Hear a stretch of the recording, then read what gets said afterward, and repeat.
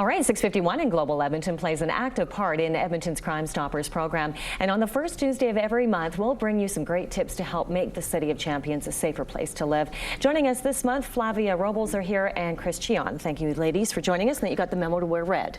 That was very important. Thank you for following instructions on that. All right, we're not going to really give you tips today on how to stay safe, but that's the theme as we go along. Flavia, but first of all, tell us about Crime Stoppers. Well, Crime Stoppers began in the City of Edmonton in March of 1983, so we've been around for 23 years. Oh my goodness. Yes, we are a not-for-profit charitable organization, and so we work at arm's length with the police, both the Edmonton Police Service and the RCMP, as well as the media and the public, and we are very proud to have Global as a great supporter of our program and getting the word out how citizens can make a difference. You know, we just saw just a couple of minutes ago another, case that needs to be solved, so we're proud to do it for you. And maybe, Chris, this would be a good time because people might have, have watched that this morning, said, geez, I know something about that, but they're scared to call. So let's talk about that whole tipster angle. Okay. First of all, what I'd like to suggest is that when people call Crime Stoppers, they do it when they're alone because it's a safety issue as well as an anonymity issue. So what they can do is we're a 24-hour number, 7 days a week. It's operational, so people can call in at any time when it's safe for them to do so. Okay. What kind of information do you need from that tipster? The first thing we need is information about the crime that took place, the date, the time, the location, if they have that, okay?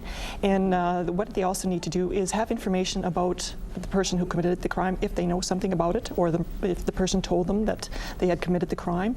The information we require are things like their physical appearance, their age, their height, their hair color, information about if they used a weapon, what sort of a weapon, where is the weapon, and anything else that they might remember about the crime that they may think that they don't have very much information, but whatever they can give us, we will pass on to the police, and it might be a piece of a puzzle that will fit. Yeah, and it might be somebody out there that actually knows the person that committed the crime, afraid to call me because that call display, they don't want you to track them down. What about that? No, we don't have call display, and as I said, we suggest that people call when they're alone because as long as they're alone, nobody knows that they've made the call. I don't know who they are, and so as long as they don't tell us who they are, we don't want to know who they are. If they tell us, we ignore that, so we don't want anything like that. That is the foundation of our program, 100% anonymity guaranteed. Which is nice. Now, can you only call, or are there other ways to? No, you can call. The other way is you can also submit a tip through www.tipsubmit.com. That's you can submit a tip there,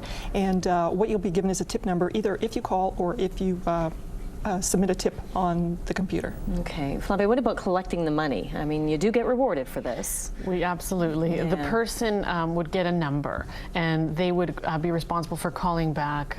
We have a volunteer board that would look at all of the tips that would come in, and what is the severity, and then it's a range from $50 up to $2,000. The person will then be given a code, and it's wired to a location that, again, the institution doesn't know that this is what's happening. They can just walk in, and so the anonymity continues right until the very end.